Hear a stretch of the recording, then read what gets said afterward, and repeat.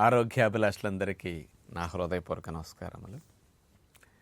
నూనెలో దేవే deep fry పదార్థాలన్నీ కూడా గుండె జబ్బులు రావటానికి, బ్యాడ్ కొలెస్ట్రాల్ ఎల్డిఎల్ పెరగటానికి, ఫ్యాటీ లివర్ రావటానికి, క్యాన్సర్స్ రావటానికి, మరి ముఖ్యంగా ఈ రోజుల్లో ఆటోఇమ్యూన్ డిజార్డర్స్ పెరగటానికి ప్రధాన కారణం అని చెప్పచ్చు.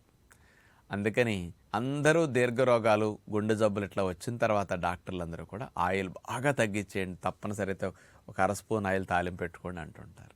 అంటే అంత చెడని అందరూ ఇప్పుడు చెప్తున్నారు కదా.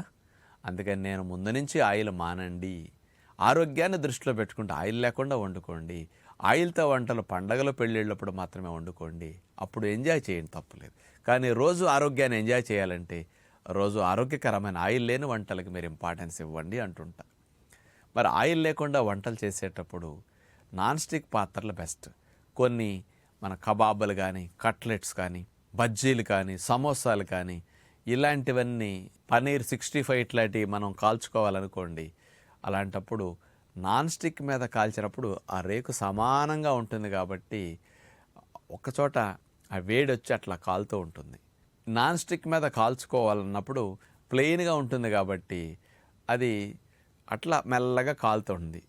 ఆనటం వల్ల ఎయిర్ సరిగా పాస్ అవ్వదు అక్కడ అడుగు భాగంలో, ఒట్టి హీట్కి అట్లా కాలుతుంది.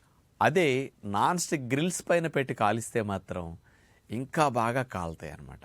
ఇలాంటి వాటికి నాన్ స్టిక్ గ్రిల్స్ ఉపయోగించడం అనేది చాలా మంచిది. ఇప్పుడు మీకు నాన్ స్టిక్ గ్రిల్స్ పైన చికెన్, మటన్, ఫిష్ కానీ ఇట్లాంటివన్నీ తోపుడు బళ్ళ మీద పెట్టి కూడా చూడండి, చాలామంది ఆ గ్రిల్స్ మీద పెట్టి నూనెసి బాగా కాలుస్తుంటారు. ఈ నాన్ స్టిక్ గ్రిల్స్ అనేవి నూనె లేకుండా కాల్చుకోవడానికి బ్రహ్మాండంగా ఉపయోగపడతాయి. దానికి ఇప్పుడు స్పీడ్ బ్రేకర్ లాగా చూడండి, కర్వల్లాగా అట్లా హోల్స్తో పైకి వచ్చి ఉన్నాయి కదా. అప్పుడు ఏమవుతుందంటే పదార్థం మనం ఏదైనా పెట్టామంటే సమోసాలో, బజ్జీలో డైరెక్ట్గా మొత్తం ఆందు కింద నుంచి హాట్ ఎయిర్ కూడా వస్తుంది. అందుకని దాంతో మాడకుండా బాగా లోపలికి హీట్ వెళ్ళటానికి, కాల్టానికి చాలా సులభమైన టెక్నిక్ అన్నమాట. అందుకని మనం ఆయిల్ లేకుండా చాలా స్నాక్స్ తయారు చేసుకునేటప్పుడు నాన్ స్టిక్ గ్రిల్స్ పైన కాల్చుకోవటం అనేది బెస్ట్ టెక్నిక్.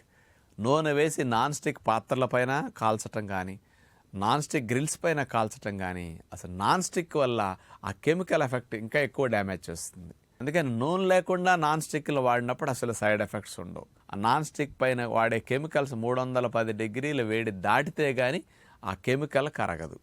కాబట్టి నాన్ స్టిక్ గ్రిల్స్ మనం ఏదన్నా పెట్టి కాల్చుకున్నప్పుడు ఆ కెమికల్ ఎఫెక్ట్ ఏమీ పదార్థానికి రాదు. అంటుకోకుండా నూనె లేకుండా చక్కగా ఈజీగా కాలటానికి నాన్ స్టిక్ పాత్రలన్నీ మంచిగానే ఉంటాయి. ఒకటే నష్టం, దాన్ని రఫ్గా పెట్టి అంట్లు కడిగినట్టు అట్లా క్లీన్ చేసారా కోటింగ్ పోతుంది. అందుకని వండినప్పుడు పోదండి, కడిగినప్పుడు పద్ధతి తెలియకపోతే పోతుంది. అలాగే నూనె వేసి నాన్ స్టిక్ పాత్రల మీద వంటలు చేశారా నాన్ స్టిక్ కోటింగ్ కరిగిపోతుంది. అందుకని నూనె వాడద్దు, మంచిగా మెత్తగా ఉండే వాటితో ఆ గిన్నెలు క్లీన్ చేసుకోవాలన్నమాట, స్పాంజీ లాంటి వాటితో, అప్పుడు డ్యామేజ్ అవ్వదు.